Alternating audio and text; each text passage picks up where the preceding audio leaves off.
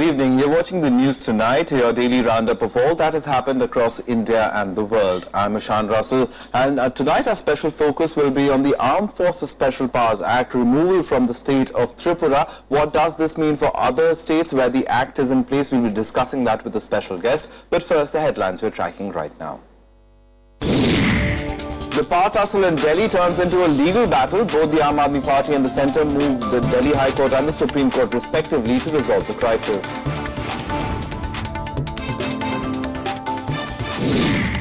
After 18 years, Tripura decides to lift AFSPA fully from the state, sparks debate whether the act should be removed from other parts of the country.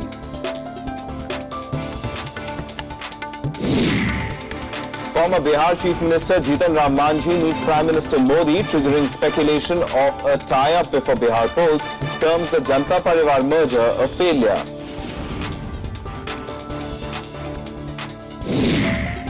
The Gujar agitation continues for the 8th day, blocking out highways and key rail routes, and government resumed talks on Gujar's demand for 5% quota in government jobs.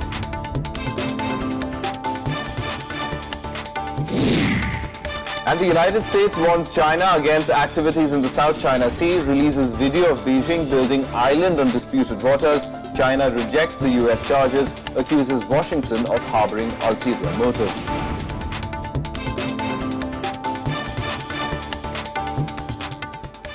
The top story this evening, the ongoing tussle between the Aam Aadmi Party government in Delhi and the centre will now be sorted out by two courts. While the Delhi government moved the Delhi High Court today against the MHA notification on the Lieutenant Governor's authority, the Supreme Court will hear a petition by the central government on the High Court's order calling the notification a suspect. It is now officially a legal battle between the AAP government and the centre. Both parties have moved courts on the controversy over Delhi Lieutenant Governor's powers vis-a-vis the state government. For the past 2 weeks, Kejriwal government has locked horns with the centre and Lieutenant Governor Najib Jung, whose discretionary powers to appoint or transfer top bureaucrats became a flashpoint in the national capital. On Thursday, AAP moved Delhi High Court against the centre's notification clarifying LG's powers. This comes a day after the AAP government passed a resolution in the emergency assembly session. जो साफ इस बात को प्रमाणित करता है कि जो एलजी हैं वो प्रेसिडेंट के नुमाइंदे के रूप में दिल्ली के अंदर काम कर रहे हैं, कहीं से भी वो डिसीजन मेकिंग अथॉरिटी नहीं है। ऐसा क्यों कर हो रहा है कि केंद्र सरकार दिल्ली की चुनी हुई सरकार के अधिकारों को एनक्रोच करके शक्ति, ताकत, ट्रांसफर, पोस्टिंग की अपने हाथ में लेना चाहती है। Meanwhile, the centre has approached the Supreme Court against the Delhi High Court order on the notification, terming it suspect. The main contention of the central government before the Supreme Court is that the notification issued by the central government has been quashed by the High Court without providing any opportunity of the central government or without impleading the central government as a party in the petition before the High Court. The petition filed by the central government in Supreme Court is likely to be admitted and is likely to be granted. Earlier, the High Court had ruled that Delhi's Anti-Corruption Bureau can initiate action against corrupt central officials. Kejriwal sees the ruling as a major embarrassment for the centre. On Wednesday, the Delhi Assembly adopted a resolution against the notification, calling it illegal. It had already passed a resolution demanding powers to impeach the Lieutenant Governor. Bureau Report, Rajya Sabha TV. Now, the Tripura government has decided to withdraw the Armed Forces Special Powers Act with immediate effect. The present 6-month term of the act is all set to expire this month. The decision has sparked fresh debate whether AFSPA should be removed from all other northeastern states as well as Jammu and Kashmir. Tripura has decided to do away with the Armed Forces Special Powers Act that was put into force 18 years ago. At a cabinet meeting on Wednesday, it decided to go with the popular demand. The ongoing term for AFSPA will end this month. যে মতামত এটা নিয়ে আমরা আমাদের মন্ত্রিসভায় আজকে অন্যান্য বিষয়ের পাশাপাশি আলোচনা করি, যাতে মন্ত্রিসভা একমত হন যে আমাদের রাজ্যে এখন থেকে এই উপদ্রুত আইনটা আর চালু রাখার প্রয়োজন নেই, এটাকে তুলে নেওয়া দরকার। I would like to welcome the very important decision of the Tripura government to lift the Armed Force Special Powers Act. I think over the past 1 year, the situation in Tripura has improved a lot. I hope that the lifting of AFSPA from Tripura will also have a positive impact on other states of Northeastern region. AFSPA was promulgated in the state in February 1997 due to the relentless violence and bloodshed during that period. Following the provisions of the Act, it was reviewed and extended every 6 months for the last 18 years. बहुत problem था extremist, looting होता है, kidnapping होता है, killing होता है. तो उस टाइम में डॉक्टर मनमोहन सिंह प्रधानमंत्री जब था, यूपीए गवर्नमेंट था, तो यूपीए गवर्नमेंट ने जो फॉरेन पॉलिसी लिया, बांग्लादेश के साथ अच्छा रिलेशन शुरू किया. The special powers was first used in 1958 to control Naga separatists and was subsequently extended to most of the northeast. It has also been in force in Jammu and Kashmir since 1990.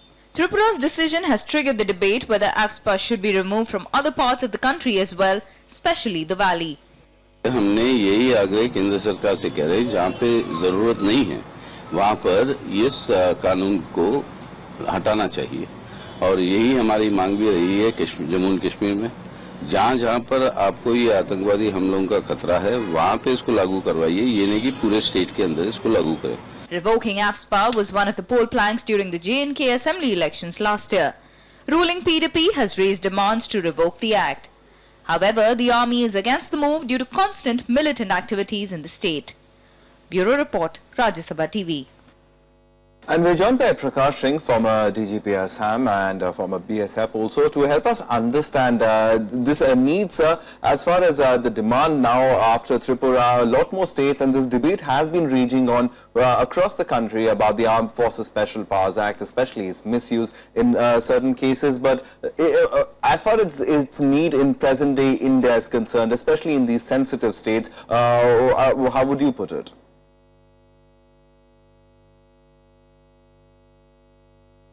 Look, the withdrawal of Armed Forces Special Powers Act has to be a gradual process, and it has to be gradual in proportion to the containment or control over insurgency or militancy in a particular area. In Tripura, the state police gave an excellent account of itself, and both the insurgent outfits, the ATTF and NLFT, both were almost neutralized, and their activities have been very much contained, and therefore the government felt confident that it is now in a position to lift Armed Forces Special Powers Act. Now the same success story can be replicated in Manipur, in parts of Arunachal and Kashmir also.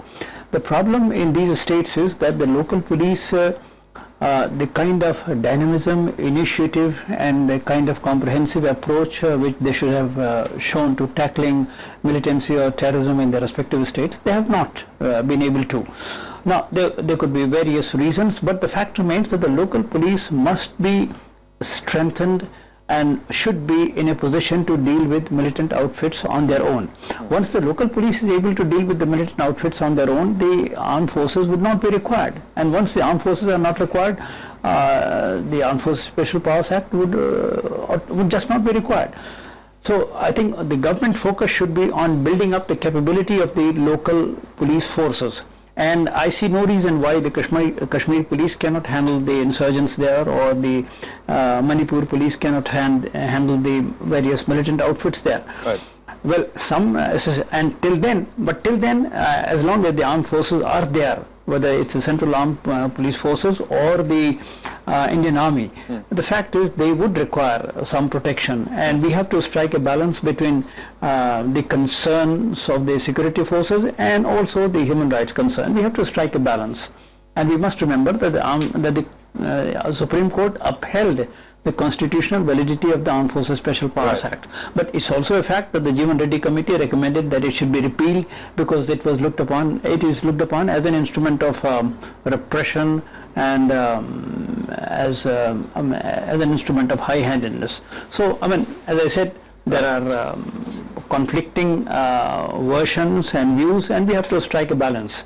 And the withdrawal should take place, but it has to be a gradual process. All right, so in terms of the people who've been pressing for the speedy withdrawal of AFSPA, at least this gives somewhat of a sense that it's not just that the governments often want AFSPA to be implemented forever. This is a case of AFSPA being removed. But in terms of other cases, as you pointed out yourself, sir, it's not really the case. So in terms of that entire debate, do you think that this debate raging on across the country now of the removal of AFSPA, do you see a renewed effort? And do you see the government also stepping down perhaps and saying that there could be more experiments in terms of getting certain zones out of the Armed Forces Special Powers Act?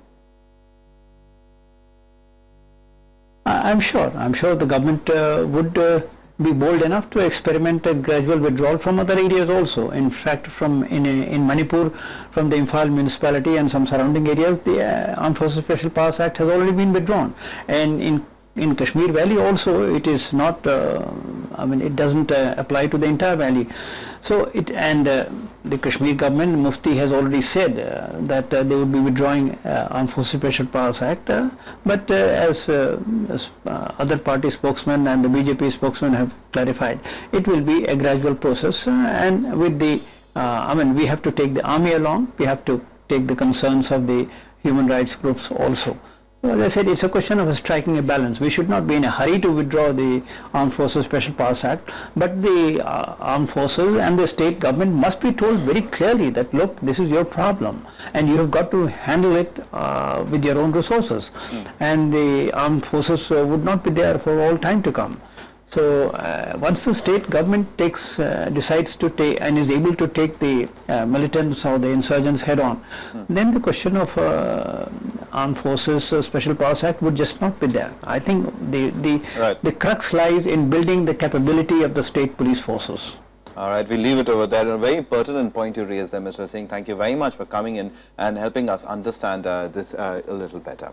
Well, moving on now, President Pranab Mukherjee will be on a 5-day visit to Sweden and Belarus starting this Sunday. He will begin his visit to Sweden. The External Affairs Ministry rejected any bearing of the recent controversy over the President's remarks on the Bofors case to a Swedish newspaper during the visit. The ministry also denied reported threats by the Indian ambassador to Sweden against the Daily. During the interview, the President had said that the Bofors case wasn't a scandal, rather a publicity trial. This subject is not relevant to the visit of the President of India to Sweden and Belarus.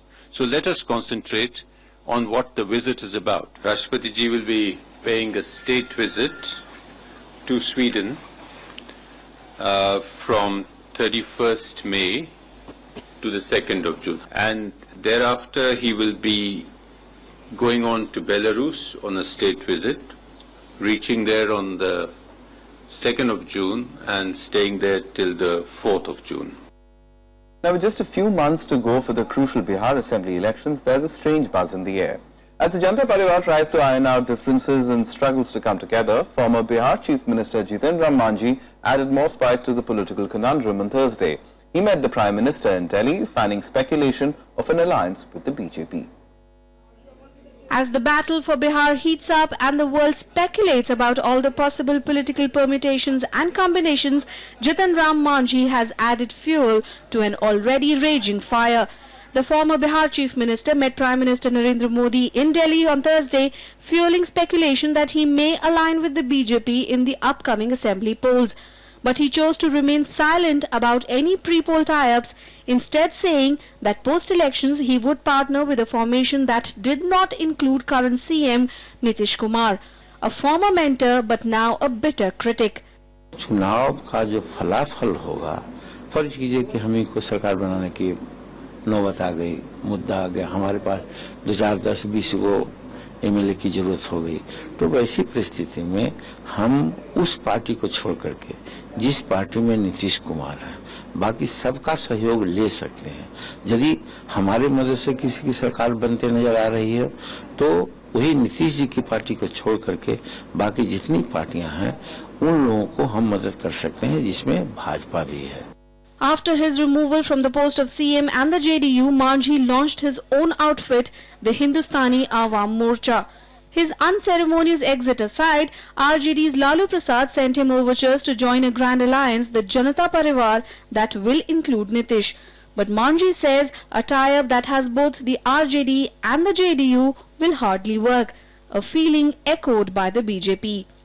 देखिए, ये स्वार्थ का गठबंधन है, दोनों को अपने राजनीतिक अस्तित्व बचाने का गठबंधन है और यह बातें बहुत साफ हैं कि दोनों के दिल नहीं मिले, नहीं तो 6 महीने से ये कथा चल रही है। लालू जी ने ये कह दिया कि जीतन राम मांझी को हटाने में मेरा सबसे बड़ा रोल था। आज उन्होंने बयान दिया है कि 2 बार मैं साथ में खड़ा रहा हूं नीतीश कुमार जी के साथ, जदयू के साथ, एक बार राज्यसभा चुनाव में और एक बार जीतन राम मांझी को हटाने के समय में।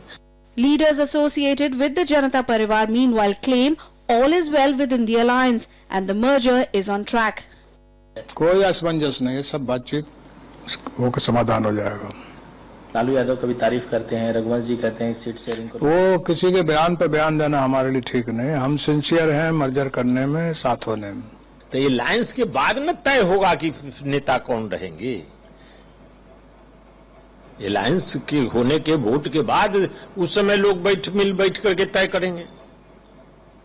अभी कोई नेता तय करना है तो फिर सब पार्टी मिलकर न तय करेंगे कि एक पार्टी जो बोल देगा वही हो जाएगा, तो फिर मर्जर किस बात की। However, the Congress was quick to attack Modi for meeting Manji. The party says with this the game plan of the BJP stood exposed. Bureau Report, Rajya Sabha TV. Well, time for a quick break right now, but coming up on the other side, intense heat wave continues across the country, pushing the death toll beyond 1,400 now. More on that on the other side.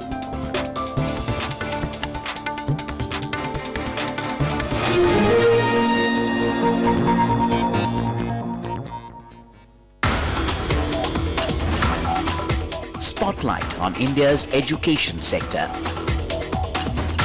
Scrutiny and criticism as it looks for direction under the NDA government. What's the trajectory and where's it headed? Watch the big picture at 9:30 p.m. on Rajya Sabha television.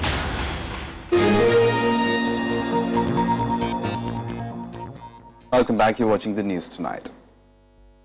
Now, the Gujar agitation entered its 8th day today with no end in sight. Leaders from the community met again with the Rajasthan government to figure out a solution, but so far nothing concrete has been found. The Union government today deployed additional forces to help Rajasthan handle the crisis. The Delhi-Mumbai rail route blocked. Train schedules thrown out of gear. A key national highway blocked. Protesters holding a large part of the nation to ransom. As the Gujar agitation entered its 8th day, the centre on Thursday rushed 4,500 paramilitary personnel to Rajasthan to try and bring the situation under control. This after the Rajasthan High Court stepped up pressure on the state government to end the traffic disruption. और ये पूछा है कि अब तक इस बारे में आपने क्या क्या कदम उठाए प्रदेश की कानून व्यवस्था को बनाए रखने के लिए। लोग परेशान हैं, सड़कें जाम है, रेलवे ट्रैक जाम है, आम जन को कितनी परेशानी हो रही है, उस बारे में क्या किया। अदालत ने इसके साथ ये भी कहा कि पिछले 10 साल से गुर्जर समाज जो आरक्षण की मांग कर रहा है उस बारे में अब तक और ये मामला माननीय अदालत में लंबित है। इस बीच आपने क्या कदम उठाए? गुर्जर समाज 2000 से ये आंदोलन चालू है। अगर ये पढ़ी लिखी कम्युनिटी होती तो कहाँ आरक्षण की जरूरत थी। कुछ सारे लोग अनपढ़ हैं, गांव ढाणियों में रहने वाले हैं, अनपढ़ लोग हैं। Calling the agitation undemocratic, the High Court said that the state government had gone senseless towards the plight of the public. A meeting between Gujar leaders and the state government took place on a Thursday evening, but no breakthrough has been reached. Bureau Report, Rajya Sabha TV. Now, with the temperature in many states hovering above 47 degrees Celsius, Indians are grappling with an intense heat wave that has killed over 1,400 people so far.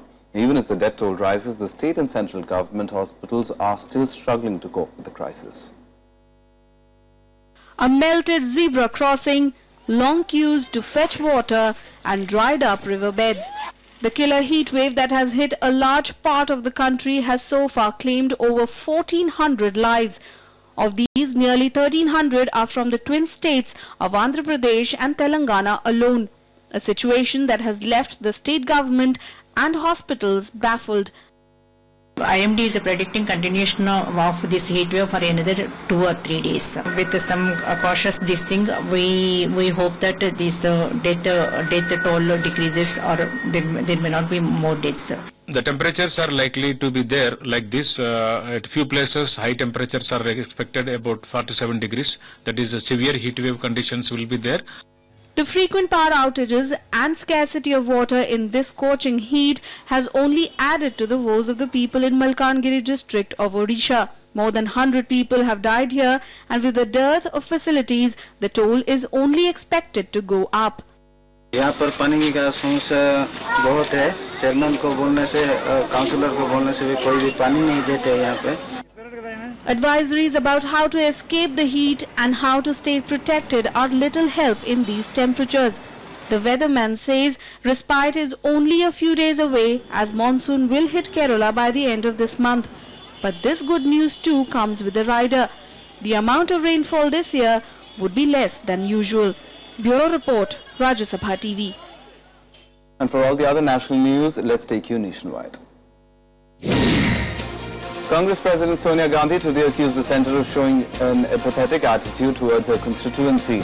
On a day-long visit to Rai Bareilly, she took stock of the progress of various development works in the area. She also distributed checks to the families of the victims of the Bachrawa rail accident and met farmers who suffered crop loss due to recent inclement weather.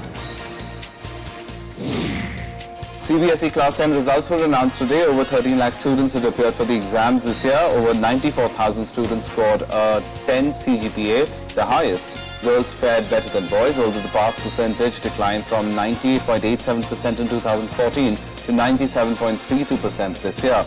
The results were supposed to be out 2 days ago but were postponed due to unknown reasons. An RTI query has revealed that the Maharashtra government doesn't have any information on the Bollywood actor Salman Khan's 2002 hit-and-run case, as the files pertaining to it were gutted in a fire at the Mantralaya. RTI activist Mansoor Darwesh was informed that the files were destroyed on the 21st of June 2012 when a fire engulfed the state secretariat. The Bombay High Court recently granted bail to the actor, suspending his sentence.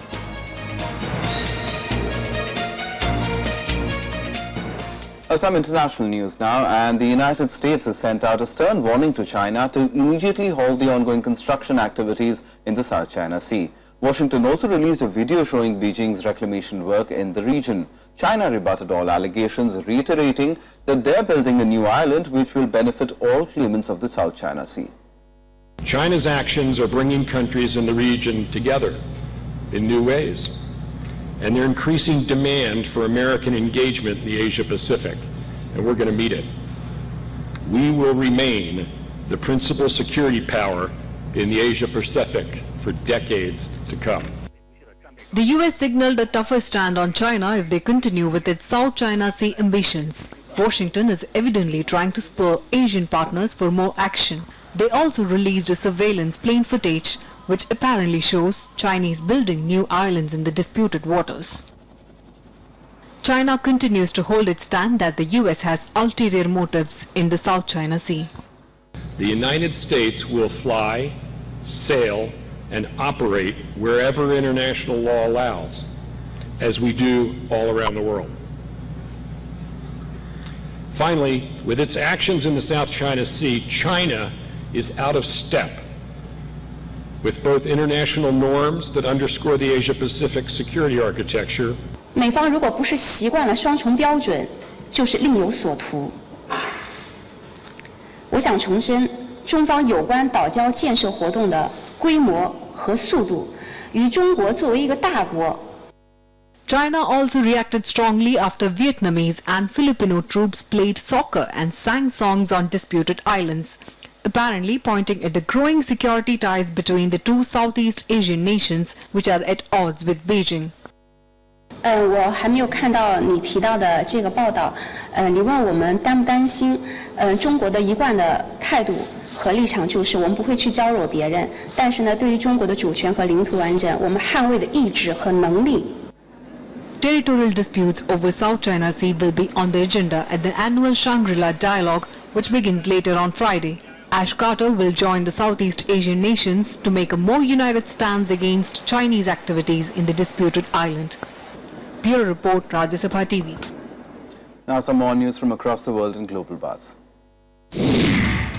UK Prime Minister David Cameron has embarked upon a two-day tour of 4 European capitals to push his reform agenda with EU leaders. After meeting his Dutch counterpart Mark Rutte, Cameron will hold talks with French President Francois Hollande in Paris. Cameron will warn European leaders that Britain will vote to leave the EU unless they agree to his reforms. 3 men who hijacked a passenger plane in 1998 and tried to take it to India were among 8 persons who were hanged on Thursday in different jails across Pakistan. The 3 convicts had hijacked a Pakistan International Airline Fokker flight in May 1998 and ordered the pilot to fly to India, but the plane was diverted and stormed by troops. There were 30 passengers on board. The US military accidentally shipped live anthrax samples to as many as 9 labs across the country and to a US military base in South Korea. The military personnel in South Korea were given preventive treatment after being possibly exposed to the sample. However, none of them have reportedly shown any signs of exposure. The Pentagon says the anthrax had been meant to be sent to the laboratories in an inactive state. Well, some sports now, not really sports, but the politics of sports, as more raids were conducted into the investigations related to corruption in FIFA. Its top boss, Sepp Blatter, ruled out his resignation. He held an emergency meeting ahead of the polls to elect his successor.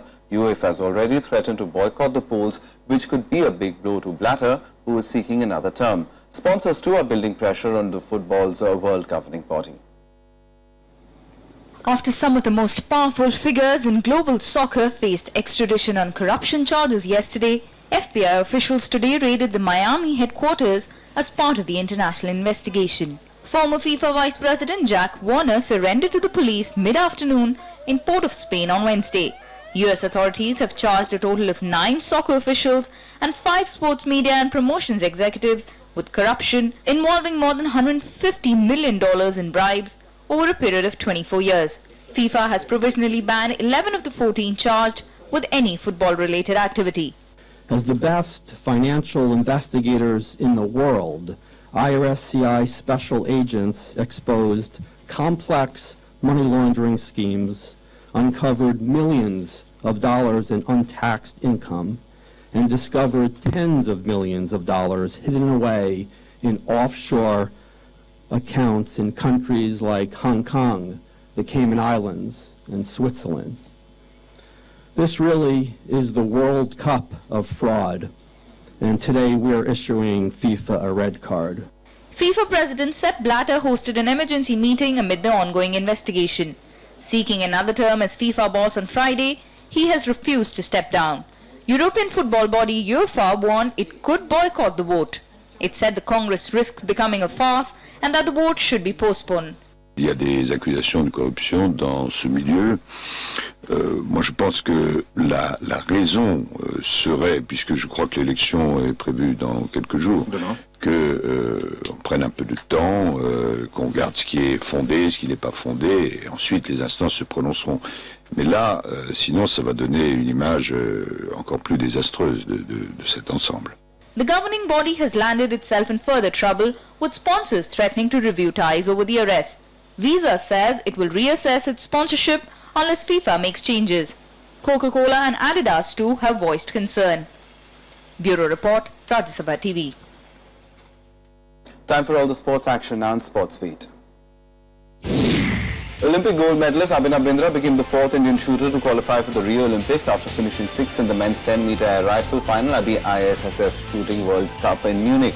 Gagan Narang, Jeetu Rai and Apurvi Chandela are the other Indians to have secured an Olympic quota earlier. Ace shuttler Saina Nehwal notched up a hard-fought 3-game win over China's Sun Yu to advance to the Australian Open Super Series badminton tournament. The world number 1 took 1 hour and 18 minutes to win 21-19, 19-21, 21-14. However, it was curtains for world number 4 Kidambi Srikanth and a women's doubles pair of Jwala Gupta and Ashwini Ponnappa. They lost their respective matches, leaving Saina as the lone Indian in the tournament. Defending champion Rafael Nadal moved into the 3rd round of the French Open with straight sets victory over compatriot Nico Almagro. Nadal won 6-4, 6-3, 6-1. Women's world number 1 Serena Williams, however, had to toil hard for her second round victory against German Anna-Lena Friedrichsen. The 19 times Grand Slam champion came from a set down to win 5-7, 6-3, 6-3. Well, that's news tonight, but before we go, we leave you with visuals of the beautifully decked city of Mysore welcoming its new king. The coronation ceremony of India's newest royal, Yaduvir Krishna Datta Chamaraja Vadeyar.